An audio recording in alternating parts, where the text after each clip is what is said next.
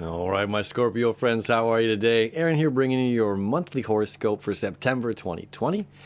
We've got a lot going on, a little going on. We've got Mercury moving 2 signs, Venus moving a sign, both happening at the beginning of the month. Mars retrograde is going to happen. That's going to be for the next 2 months. Patience, patience, patience. If you stop watching the video right now, patience. Day by day, step by step, right? That's the name of the game for the next couple of months as Mars is going to retrograde. We've got a new moon on the 17th. And of course, the sun is going to leave the sign of Virgo and enter autumn, Libra, right?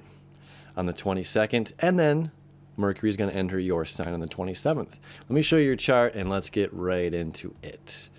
So, my Scorpio friends. All right, so first up, now, since I'm putting this out on the 2nd, some of you see it on the 3rd, whenever I'm already past this full moon that happened here in Pisces. But if you'd like, at the end of this video, there's a tag card that I put out a video that's more important than a daily normal horoscope video, okay, that talks about past times. It's kind of important stuff, and you get to see how astrology really works in digging its purpose into humanity through religion and everything throughout the ages. Okay, so it's a pretty cool video. It'll be at the end of this on a tag card.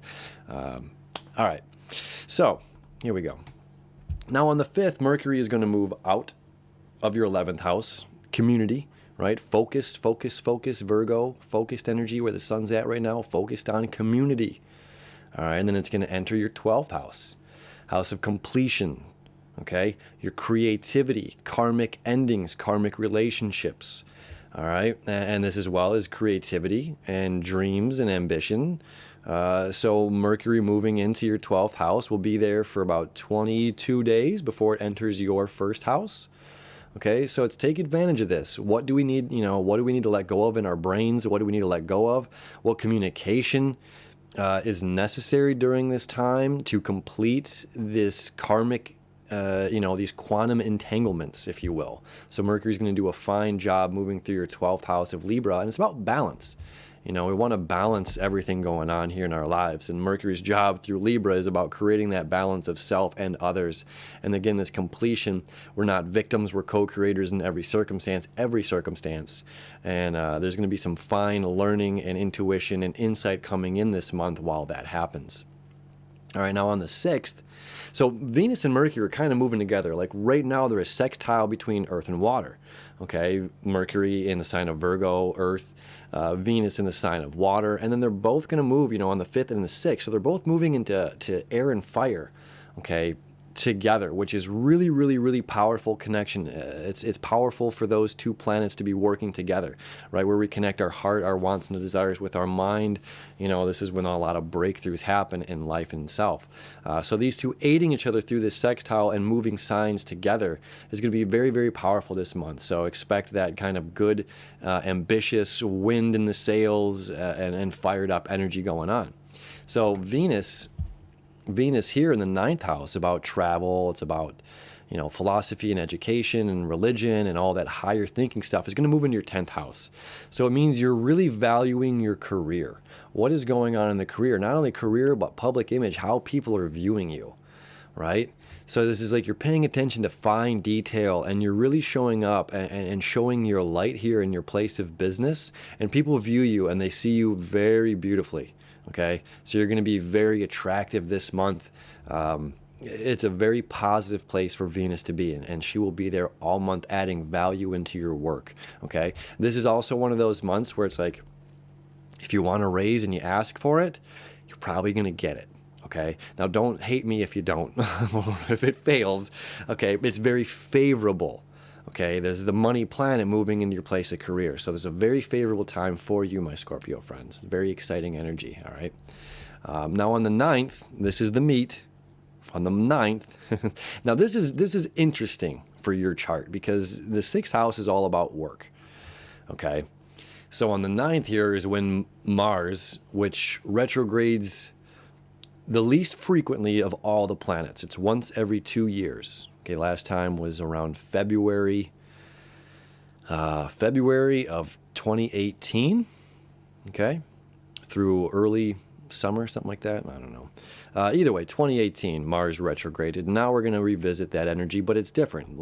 It was in Aquarius and moved back into Capricorn in 2018. And now it's going to be in its own sign of Aries the entire time. Now remember that Mars rules Aries and it rules, or is associated, I like to say that, it's associated, okay, with Scorpio. Okay, so this is your ruling planet, as well as Pluto, your ruling planet, down here in Capricorn in your third house. You know, information, information, information. And that means you're going deep, going very deep to find the information, you know, expanding your knowledge and solidifying and making sure that you really are doing the work, that the knowledge you're putting out there is accurate knowledge, okay? Saturn being in your third house is like, there's no way that you're going to put information out that isn't concrete, that isn't solid. All right, so this is when you're sharing knowledge with other people, you've done the work, you've done the due diligence, you've done your time and put it in to make sure that it is accurate information, which is extremely important moving forward, as those planets will be there for pretty much the remainder of the year. Okay, it's not till December Jupiter and Saturn both move out and conjunct in Aquarius at the same time. Well, right around the same time. Okay, so Mars being in your sixth house is all about work. It's about service. Where this is about our career, right, and how we're viewed, this is about the work that we're doing. So you get to really shine this month, okay? You're being asked to step up. I'm gonna tell you why here. Because Mars is your ruling planet. You will feel this. However, you have an opportunity, my Scorpio friends, you have an opportunity here to take the lead, to take the reins, okay? And where other people are going to be lacking ambition, where other people are going to be dropping the ball, where other people aren't going to be feeling motivated, this happening in your sixth house is there's a constant reminder, and it's going to be obviously squaring Saturn, squaring Pluto, and eventually squaring Jupiter later on in the year. And Mars is going to hit, you know, conjunct Lilith, conjunct Eris. I think it comes back and conjuncts Chiron as well. All right. So there's all of this opportunity here where these are squaring each other, where Saturn's like, I'm not going to let you slip up. I'm not going to allow you to. And Pluto, being in the third house of information, is like, you get it. You know better.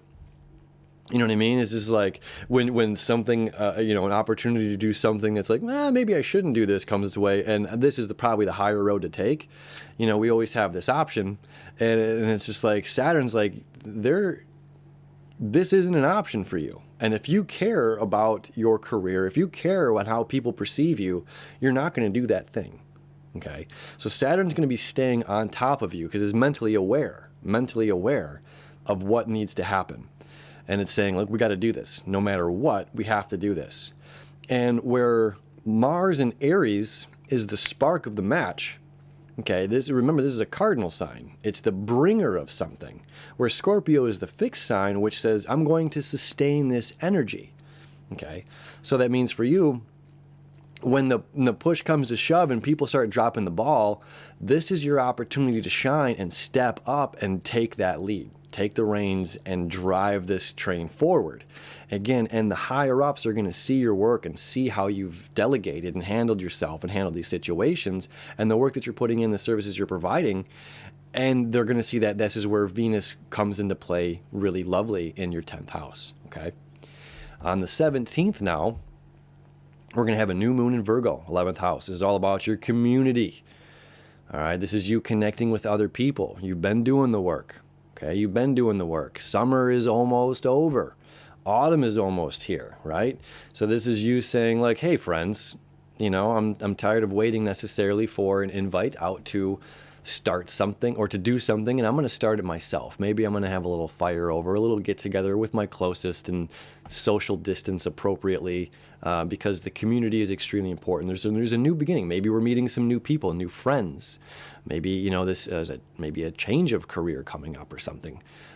And you're meeting some new people, new opportunities, new friends, and you're connecting with all these people during this new moon, which is a really, really lovely new moon happening. Okay. Then on the 22nd, the sun is going to enter your 12th house, Libra. Okay. Bringing balance, shining that light. okay, where Mercury foreshadowed started moving through there earlier the month. And it's saying, look, we got to have balance. We have to have this balance, and I have to understand, this is important, I have to understand my own actions in whatever the situation is that led me here. Again, this is going to be freeing up any sort of karmic baggage, any quantum entanglements. We're giving back and we're taking back ours. We're giving back what's theirs and taking back what's ours. Energetically, we're releasing a lot with the sun moving through your 12th house, Mercury moving through your 12th house. And then on the 27th, Mercury enters your first house, okay, which is really exciting. Mercury in the first house is always very exciting. Mercury, Mars, and Pluto. Okay, those are like, because Mars rules it and Pluto is also a ruling planet, and Mercury is the only one that goes, two sides. It's blinking into this. It's like our atoms. We're animated. Okay, what is it? 15 or 20 some frames per second is animation. Anywhere between 15 and 24, really. A film is 24 frames, 30 frames for television. But we're literally blinking in and out of existence. Okay, we're blinking in and out of existence. And we're here in the physical, we're in the non-physical. We're in the physical, we're in the non-physical, in the emotional, in the oneness. And it's happening so fast, we're vibrating so fast that we view and perceive this world as solid. But it's not. It's just a mass of vibrating particles, right? So Mercury has this beautiful talent that gets to go into both worlds, the upper world and the lower world, the upper world and the lower world. And Scorpio is ruled, the lower world. Okay, this is where the leaves fall off the trees, the sun enters, the southern hemisphere of the zodiac. Well, it's not yet, but, Libra on the 22nd. This is when the sun enters the southern hemisphere, okay? So Mercury being in this place, it's going to see both sides.